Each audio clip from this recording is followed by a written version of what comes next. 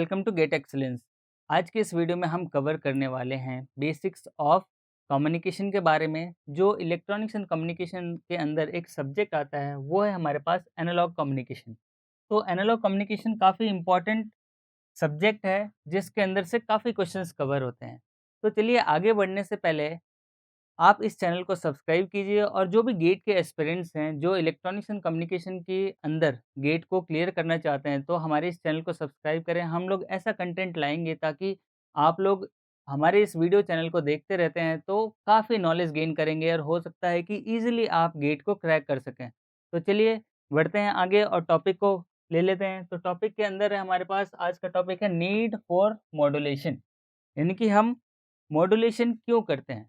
तो सबसे पहले जो मॉड्यूलेशन है कि मॉड्यूलेशन होता क्या है? तो मॉड्यूलेशन हमने पिछले वीडियो में कवर किया हुआ था कि मॉड्यूलेशन क्यों रिक्वायर्ड चाहिए और मॉड्यूलेशन का मतलब क्या है? मॉड्यूलेशन का मतलब होता है कि हमारे जो लो फ्रीक्वेंसी सिग्नल है उसको हाई फ्रीक्वेंसी सिग्नल में मॉड्यूलेट करके और फिर सिग्नल का ट्रांसमिशन करते हैं। तो ट्रांसमिशन करेंगे तभी हमारे पास सिग्नल रिसीवर पे पहुँचेगा। तो इसके लिए हम देख लेते हैं कि इसकी रिक्वायरमेंट क्यों पड़ी? तो सबसे पहले जो फर्स्ट रिक्वायरमेंट है कि सिग्नल को मल्टीप्लेक्स करने के लिए, यानी कि मल्टीप्लेक्सिंग के लिए। तो मल्टीप्लेक्सिंग होता क्या है? मल्टीप्लेक्सिंग है simultaneous transmission of multiple messages. अगर मैं कोई इन्फॉर्मेशन भेज रहा हूँ तो ज़रूरी नहीं है कि मैं सिर्फ अकेला ही हूँ जो इन्फॉर्मेशन भेज रहा हूँ। मेरे साथ हो सकते हैं कि 8-10 जने और हों या हो सकता है एन नंबर ऑफ सोर्सेस हों जो एक साथ इन्फॉर्मेशन भेजना चाहते हैं।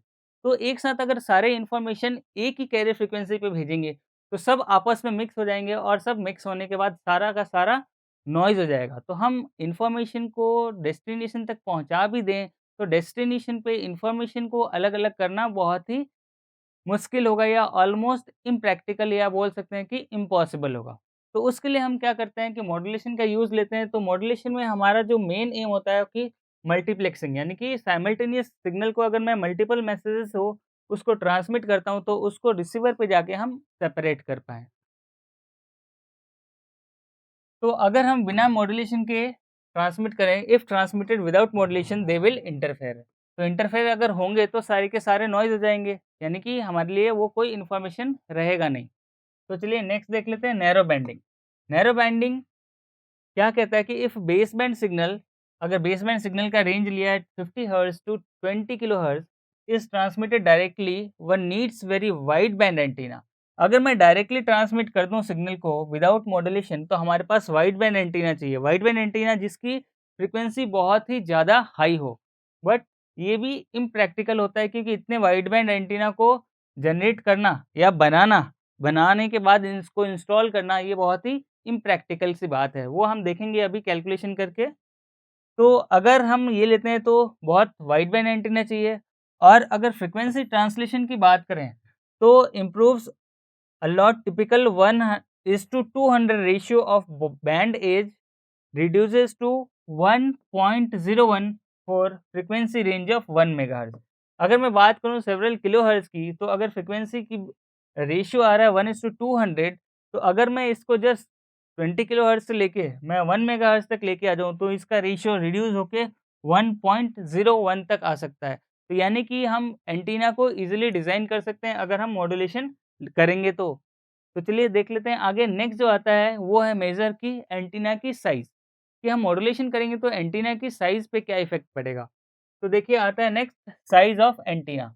अगर ऑडियो फ्रीक्वेंसी रेंज कंसीडर्ड करें कि हमारा 30 हर्ट्ज़ टू 20 किलोहर्ट्ज़ के बीच में है या 20 हर्ट्ज़ टू 20 किलोहर्ट्ज़ के बीच में है, हम ले सकते हैं क्योंकि इस रेंज के अंदर अगर मैं कैलकुलेट करना चाहूँ कि एंटीना की साइज़ क्या है, तो एंटीना की साइज़ हमारे पास दी रहती है λ/4 is also known as size of antenna.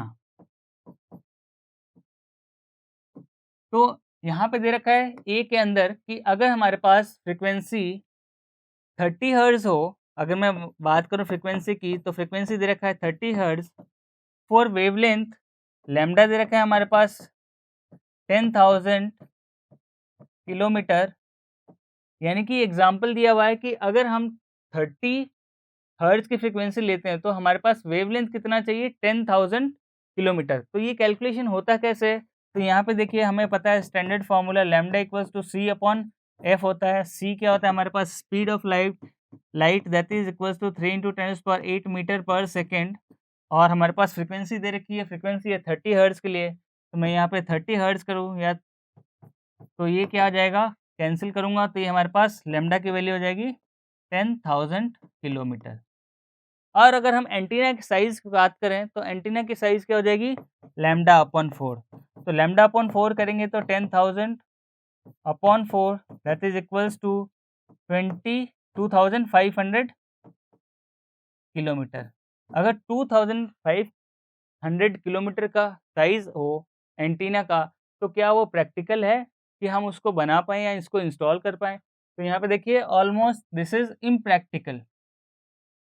तो हम इस साइज़ का एंटीना हम प्रैक्टिकली पॉसिबल नहीं है, तो इसलिए हम इसको मॉड्यूलेशन को यूज़ करते हैं। सेकंड है कि अगर मॉड्यूलेशन के अंदर हम फ्रीक्वेंसी और बढ़ाते हैं, देखिए पहले था 30 हर्ट्ज़, अगर मैं इसको बढ़ा के 1 मेगाहर्ट्ज़ तक ले आता हूँ, तो अगर 1 मेगाहर्ट्ज़ हमारे पास कैरियर हो, तो यहाँ पे देखिए यहाँ 1 मेगाहर्ट्ज़ रखेंगे तो आ जाएगी लैम्ब्डा, लैम्ब्डा की वैल्यू हो गई 300 मीटर, इसी कैलकुलेशन से करेंगे। तो कैलकुलेशन के अंदर देखिए यहाँ पे लैम्ब्डा इक्वल्स टू 3 × 10⁸ मीटर पर सेकंड अपॉन फ्रीक्वेंसी की जगह हम रख देते हैं 1 मेगाहर्ट्ज़ यानी 1 × 10⁶, तो ये आ जाएगा हमारे पास लैम्ब्डा की वैल्यू, कैंसिल करेंगे तो ये आ जाएगा 300 मीटर।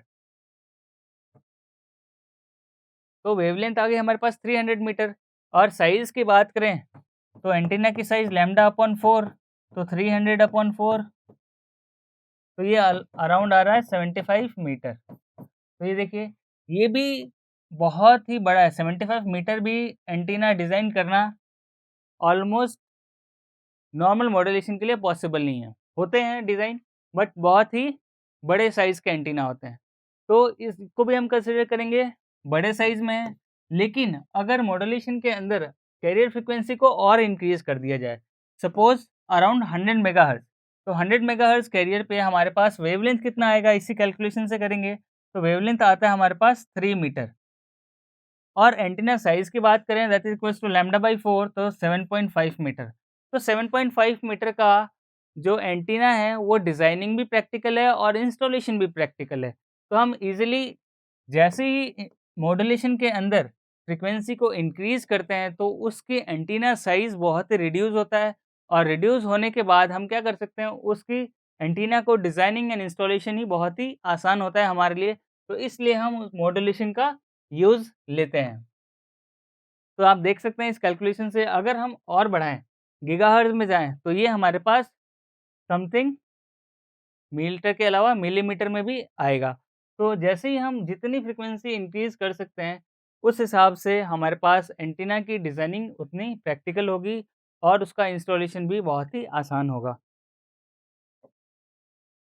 तो इसके अंदर जो नीड ऑफ मॉड्यूलेशन के अंदर हमने देखा कि मल्टीप्लेक्सिंग के लिए यूज़ में आता है।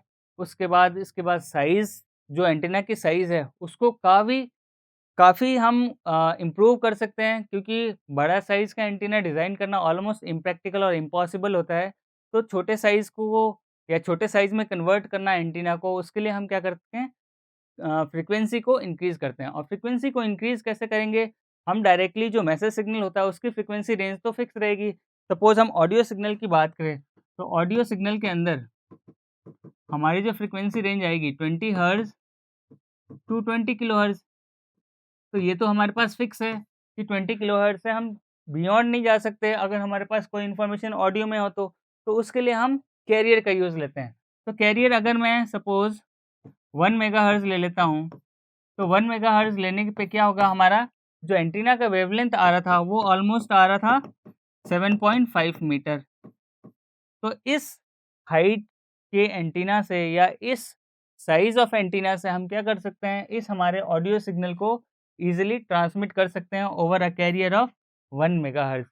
तो ये था हमारा बहुत ही इम्पोर्टेंट टॉपिक कि हम मॉड्यूलेशन को यूज़ क्यों करते हैं। तो बहुत सारे हमने पॉइंट्स कवर किए।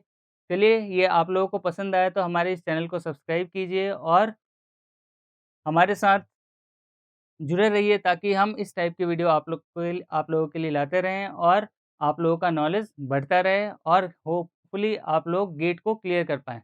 तो मिलते हैं अगले वीडियो में। Thank you.